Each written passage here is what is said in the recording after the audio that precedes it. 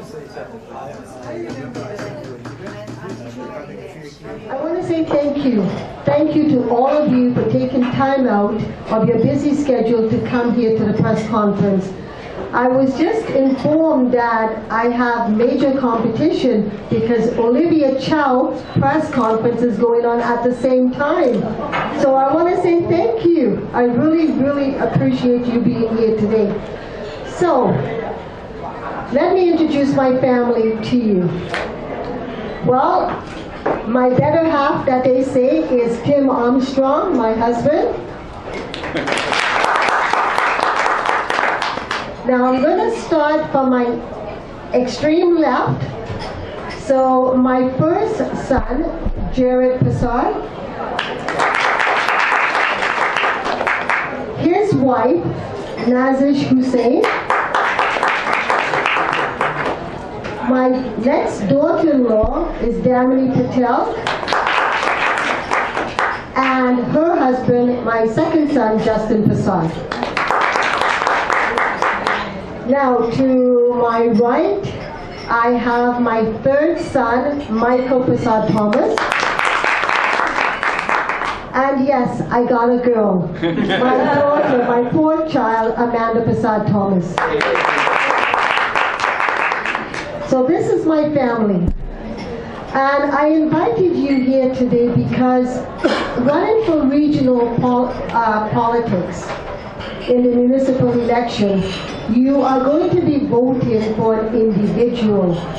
But in order to vote for the individual, you need to know something about that person, because when I'm elected, and I'm hoping that things work out, that I am elected, that I will be voting on policies, procedures on your behalf. And in order to do so, you must believe that I'm credible, I'm competent, I'm knowledgeable, I can articulate myself, and I can vote with passion for the people. So, in order to know about me and my passion, I want to share my story with you. So, let's go back. 1969. My parents, with my 3 sisters and 3 brothers, came to Canada. Think about it, 1969, Pierre Elliott Trudeau was talking about immigration and opening up to immigrants like us to come to Canada, and as a result of the policies made, my parents were able to come to Canada. Why did my parents come to Canada? Well, because they wanted a better future for their children, considering they had 7 kids. So they wanted to make certain that we had a better education. So we came to Canada, and I have to tell you, Markham is a very diverse community. Look around, you can see how diverse we are. Well, in 1969, it wasn't diverse. I was the token person. So I had to grow up with a lot of individuals who didn't understand my culture. So what did we do? We adapted to the Canadian culture. We weren't able to be who we were at that time because we didn't have anyone to share our culture with. So I have to tell you, in 1969, I was 11 years old. So I am 55 years old now, and I am moving forward. So when I came, I started my elementary school. I continued with elementary. I lived in Cabbagetown. And then my parents moved in 1970 to North York. We lived in North York, and my parents still live in North York in the same home, and they continue to be very actively involved. So I didn't know much about the community. Think about it, as a young person growing up here, I had to learn, and I did. I was subjected to bullying. I have to tell you, being a visible minority, I was bullied, and I know how it feels to be bullied. And one of those things that when I am elected, that I will be looking into, and continue to look into, because I have been. So, moving forward now, I went to high school, and you know, a lot of times way back then, and I know the young women would appreciate, how we had to go through. I was told back then that I should be a secretary. I should go into typing. I wasn't told that I could be anything else, but it was more, go and be a secretary. So I took that avenue and I learned how to type and I moved forward. But my marks were not all that great. So I took a year off to work, and then I decided I wanted to get into university. So I went to the adult program and I upgraded my marks. And I got accepted into University of Toronto. So when I was in University of Toronto, I met someone, I fell in love. So I got married, I had 2 beautiful children, I moved into Markham in 1985. The sad thing about the person that I fell in love with is that he was an alcoholic. And it's sad to say that when someone is an alcoholic, it's a disease. And as his spouse, we worked hard to try to help him with that.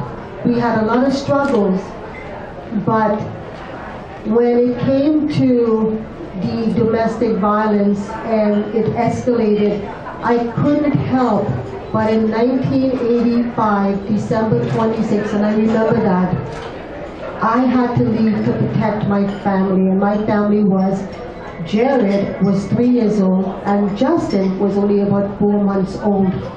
So I had no choice, but I needed to protect him. So I came out of that relationship, and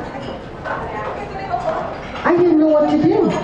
I was a single mom, and I had 2 kids, so I went back to my parents, and thank goodness for the support from my family. Without them, I wouldn't be here today. My parents have showed me and supported me and encouraged me.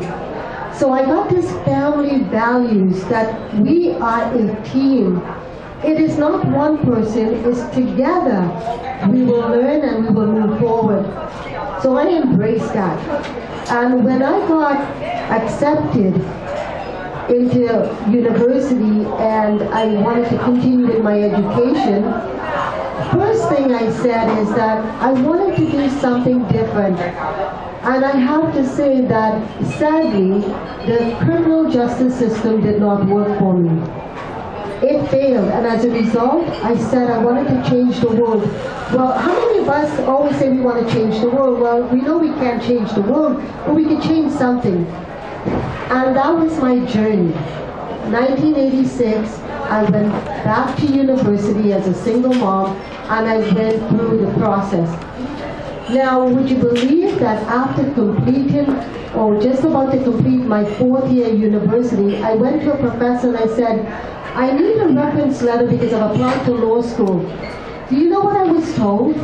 I was told that because I've been a single mom on social assistance, it's time for me to give back to the community, so don't even bother applying to law school. Well, little did my professor know that I already applied.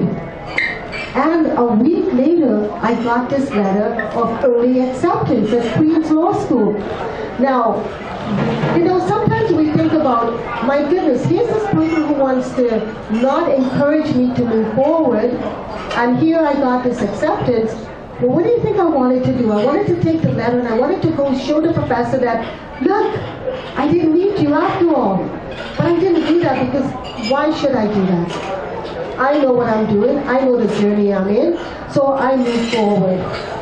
So when I got into law school, I'm single mom with my kids, and what happened was that the first year was struggling, but I did it, and the second and then the 3rd year.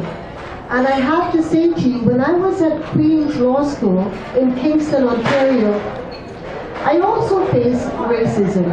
I lived right next to someone who told me let my children stay in their yard, do not come over there. I had to deal with that. So moving forward, I wanted to help people. As a single mom, I ventured out to the law school. I wanted to know what resources were there. I found out about different resources, and guess what? When my 2nd year, I went and I looked for single moms, single parent, people who need help, and I showed them the resources that I came across, so I shared the knowledge I gained.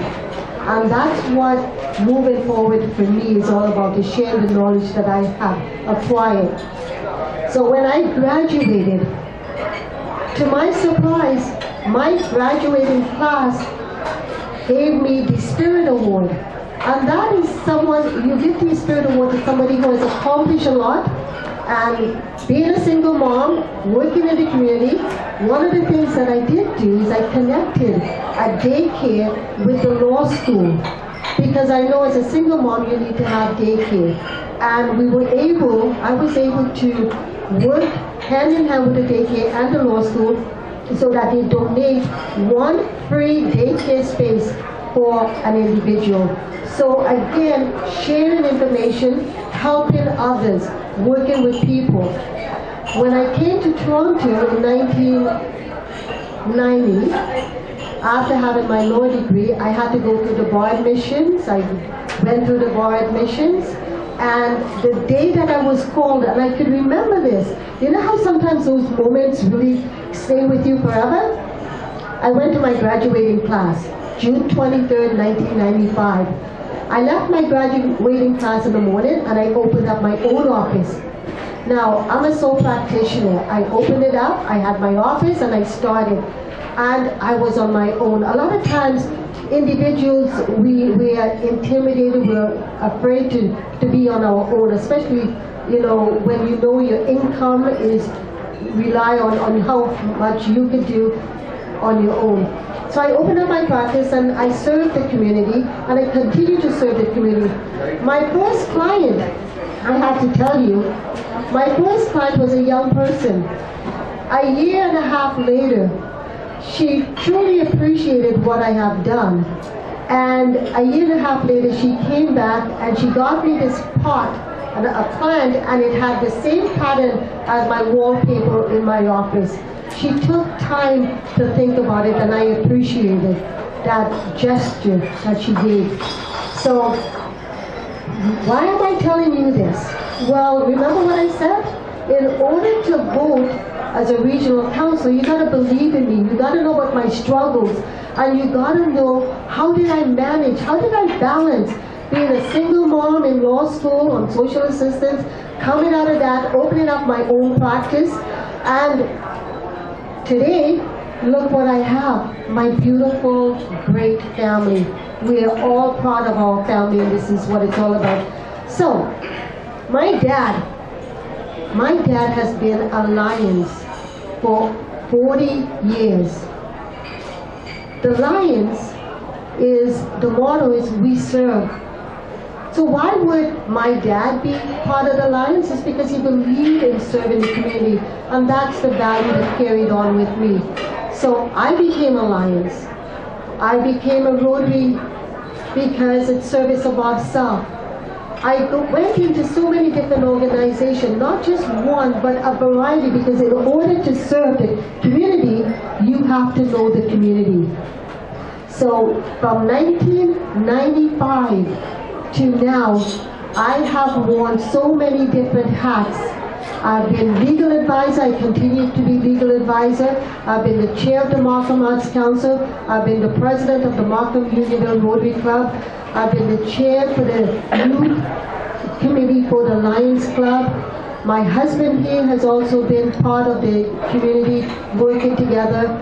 And as a result of my community involvement, I was a recipient of the Queen Golden Jubilee Medal, and a few years later, I was a recipient of the Queen Diamond Jubilee Medal. So those medals speaks for itself, because what it does is, in order to get that, you have to be involved. And I have to tell you, I'm not just involved, I really care about people. So let me give you an example. Someone came into my office and they wanted to retain me. And I heard this story, and I said to the person, if you want me as a lawyer, you need to go back to school. Now, that's how passionate I am about helping people. And I could say to you, she did go back to school. Yes, I was her lawyer, and she is in teaching college. And that's what she wanted to be, a teacher. Now, that's the community work, and a lot of you know about my community work because you're part of the organizations that I help. Now, going on to the other side, the legal aspect. As a sole practitioner, my first office is at Kingston and McCowan in Scarborough by the Bluffs. Then I opened up a second office in Markham, which is at Major Mackenzie and Markham Road. Carrying two offices as a sole practitioner, 90% of my workload was legal aid, working for the community. I do a lot of work at duty council in the courthouse, which is, again, is paid by legal aid. So I am there to serve the public. So now, we're here today. You know a little bit about me now. And I thank you for listening because sometimes it's important to get the story out and to hear from the person rather than some third person, because you know, by the time I tell Tim something and he tells Michael and it comes to Kamlish and it goes to Joseph, it's totally different. So I wanted you to know about my story. My story, a lot of people say it's a success story, but I don't see it as a success story. I see it as a story, as in something that I'm passionate about, something that I wanted to do and I want to continue to do. So I say to people, this is the next chapter of my life. Why do I want to run for politics? Why municipal? Well, in 2006, I did run for Ward 4 councillor. I placed third. And in 2010, I ran for regional councillor because there was a vacancy. And I placed fifth. I got about, to be exact, 23,124 votes. And now I am running. I am running because I want to serve the community. I want to be the voice for Markham. There are 4 regional councillors. I want to be one of those 4 regional councillors. I am passionate. I am dedicated. I am competent. I have the resources, the skill that I have acquired in the 20 years and more in my journey to where I am today. And I am told that I am a recipient of a certificate for being with the Markham Lions Club for 10 years. Both my husband and I will be receiving a certificate. So have I been involved in the community? Yes, I have. Have I participated in the community? Yes, I have. Have I built bridges with different organizations? Yes, I have. Because remember what I said when I started law school? I shared the knowledge. So when I learn something, I share it with other people, with other organizations. I want to bring one organization with the other organization because power comes from strength with all. Together we can conquer. And we need people who will be there to be open and to encourage and to listen. It is so important that Markham Council be accountable and transparent, because we all know that there was a major issue with the arena and there was a lot of concerns that Markham residents raised. Some of those questions could have been addressed at the initial stage. So I want to say thank you very much for coming to listen to my story. And I know that my children and my husband may want to say something, so I'm just going to pass it over now. And afterwards, please, if you have any questions, you can then ask us those questions. Oh, one more again.